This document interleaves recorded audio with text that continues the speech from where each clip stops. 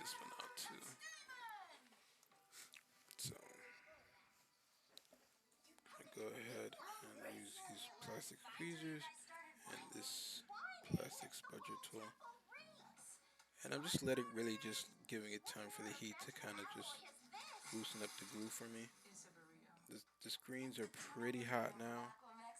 They've been sitting in heat for about 5 minutes, which is fine. It's better than working with cold parts. I have to say, if you can't take the heat, get it at a Tech Biz. I think that applies to most things in life, though. Much older than any human.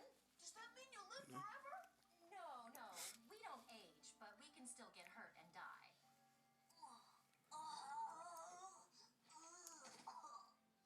But not from food poisoning. I just can't believe you guys are like a bazillion. And there we go. Came right off perfectly.